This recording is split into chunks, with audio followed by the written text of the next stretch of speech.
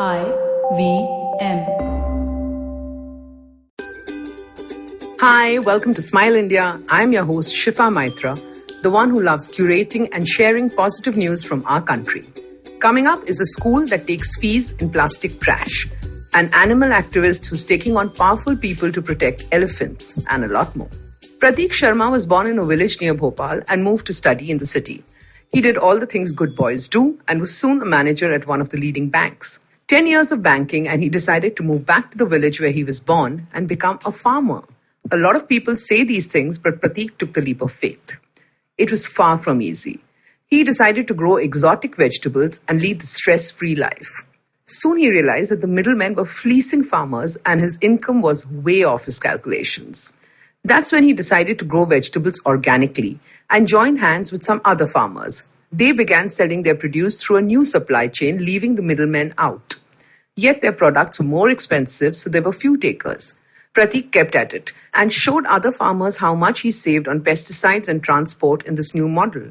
Soon he had some loyal customers. More farmers wanted to learn organic farming, so he helped organize workshops. All their fertilizers and manure was created by them.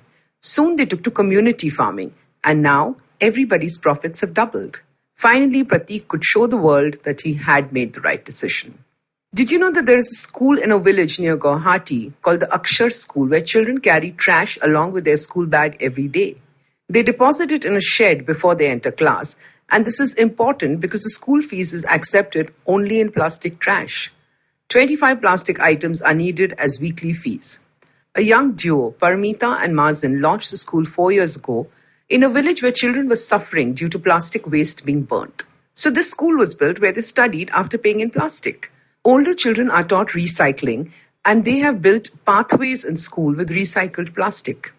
They learn how to make eco bricks, and next up are toilet blocks. Nobody burns plastic in this village any longer.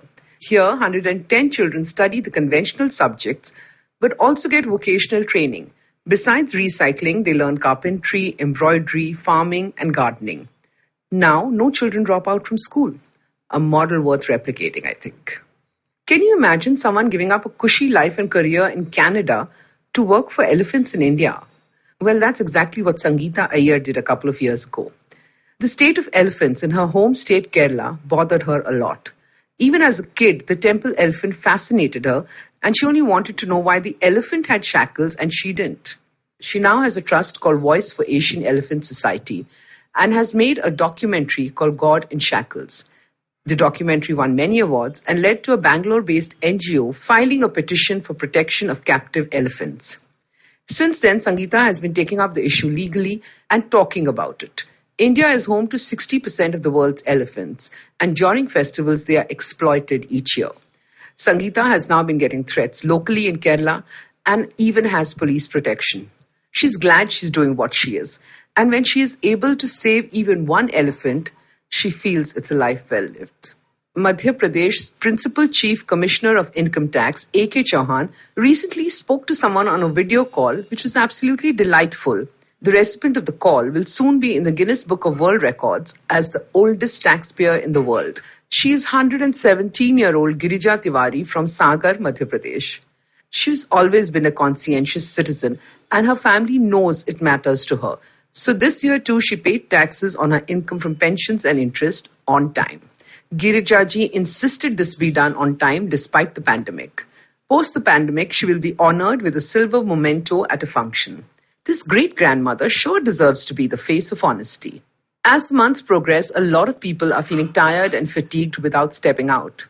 It could be cabin fever, given that some people just haven't stepped out all these months.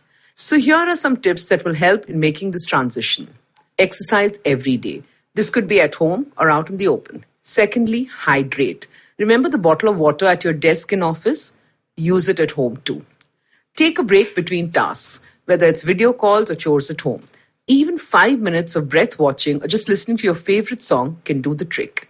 Lastly, eat right. It's not just home-cooked meals, but avoid packaged food and too much sugar in between. If you like this podcast, don't forget to check out other interesting podcasts on IVM Network. You can listen to us on the IVM Podcast app or ivmpodcast.com. You can also follow us on our social media. We are at IVM Podcasts on Twitter and Instagram.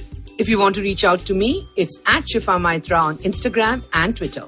I will see you soon with a new episode of Smile India.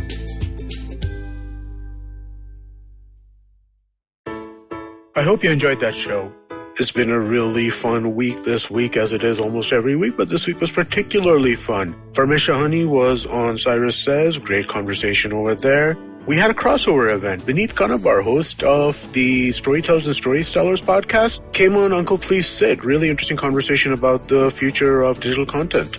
Besides that, it was the 50th episode this week of Agla Station Adulthood. Congratulations to Ritasha and Ayushi. But yeah, they're 50 episodes down. They had Rekha Jha as the guest on that show.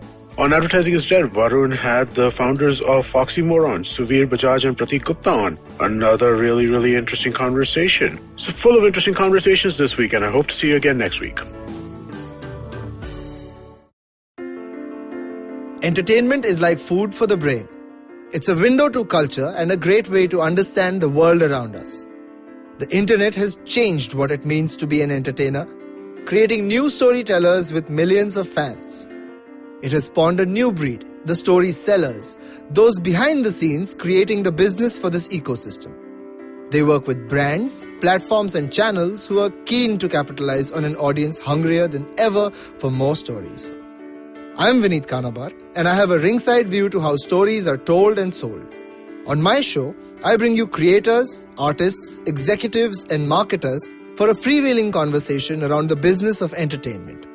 Tune in to Storytellers and Story Sellers for personal stories, analysis, and criticism every Thursdays as I talk to the brightest minds telling or selling great stories today.